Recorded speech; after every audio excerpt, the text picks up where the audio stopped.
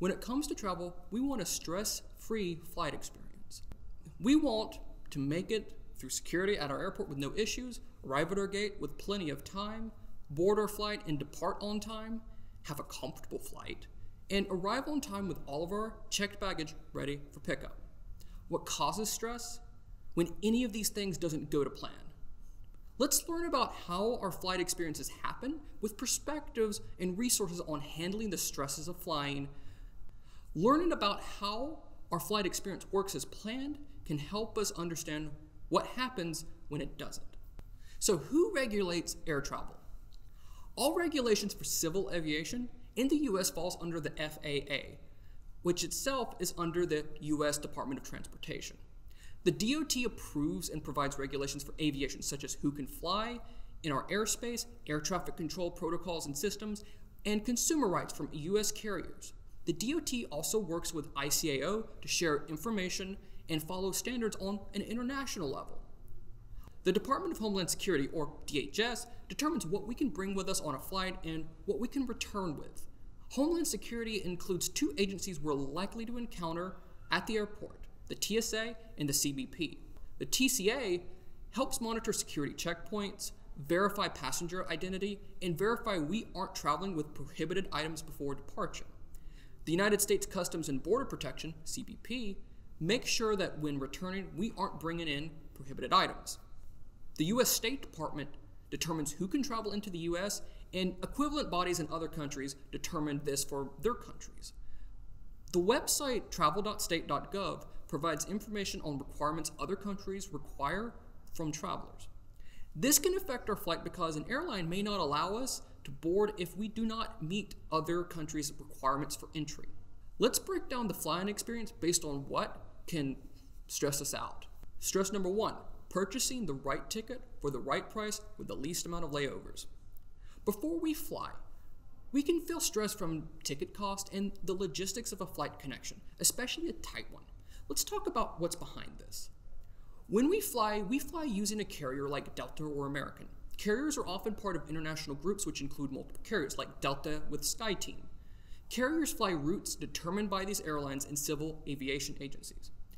Layovers result from how these routes connect to a final destination. To get from A to B, a carrier has to discern how to connect different routes based on hubs and destinations in common. When I flew to Hong Kong from Atlanta, I flew using Turkish Airlines. This flight exists because Turkish Airlines flies from Atlanta to Istanbul and has a route from Istanbul to Hong Kong.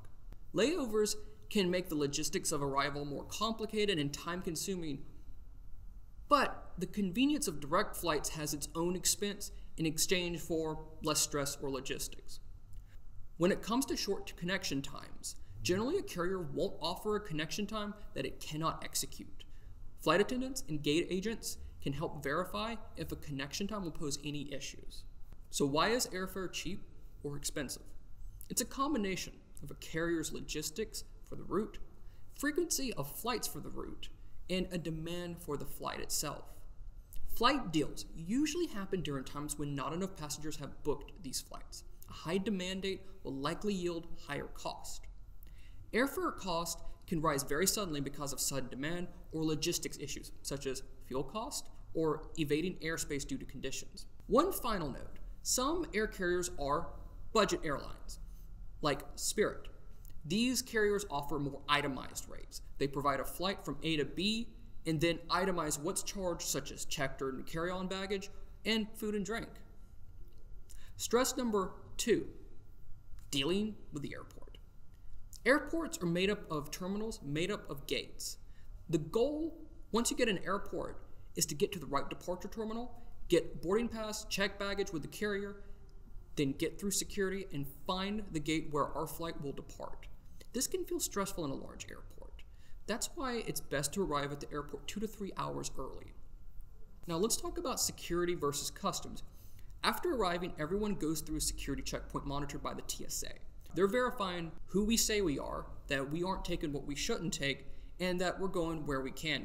TSA.gov has a travel page sharing what we can take and show. Now, frequent travelers can apply for a TSA pre-check or global entry for easier security in exchange for background checks and a fee. After security, we check our boarding pass for our flight number to find the right gate. These are rarely determined too far in advance, so we may have to check our carrier's app, a printed boarding pass, or at the airport. An airline will provide text and app updates for any gate changes on the app. For loved ones at home or when we want to just check on an air flight, we can monitor a flight using flightaware.com. Stress number 3, flying and arriving safely with baggage waiting. So let's talk about what's happening at the gate and at the plane when we arrive to the airport. While we're making our way through the security checkpoints to our gates, any checked luggage will move in a conveyor belt toward the gate. Machine scanners direct baggage based on the barcode on the tag at multiple checkpoints that track the baggage location. Handlers, either airline employees or third-party contractors, will manually verify the baggage and destination, then load it into the belly of the plane. Pilots, first officers, and maintenance crew will inspect the aircraft, checking off different areas for safety in a pre-flight inspection. Customer service reps or gate agents will set up at gates before boarding to handle customer issues. These are airline employees who review information the airline has and handle escalated issues. They're reviewing seat and boarding issues. If we bought a ticket without an assigned seat, they're providing assigned seats. If documentation like an e-visa is required for entry into a foreign country, they're reviewing this before boarding. Flight attendants, or FAs, are preparing service items on the aircraft, setting up stations, and preparing to assist passengers as they board. Once passengers are seated, FAs will review safety guidelines as the plane taxis to the tarmac under the direction of the ATCs, or air traffic controllers. After takeoff, the FA team provides service and ensures safety, such as first aid. So why do things go wrong? Well, flight delays. Flight delays are typically the inciting incident to any issue happening with flying. A delay could be for any reason. Inclement weather may ground flights in one place and disrupt flights to another. Flight crew may call out if they're sick, and the airline has to find someone else on standby or wait for another flight to arrive for a replacement. This causes misery for everyone. Inclement weather may mean a flight has to land somewhere else for safety. If a flight can't take off because required crew haven't arrived and completed duties, that's one less gate for a plane to taxi to, which means an airplane may have to wait before taxiing to another gate, which could disrupt more gates. An aircraft that doesn't pass pre-flight inspections may result in everyone moving to a new gate for a new craft. One thing that some consumers find annoying during a delayed takeoff is that airlines will provide short time estimates only to delay the new time and so on. As annoying as it is, it means the airline is working on the issue. They want to get to the air as quickly as possible.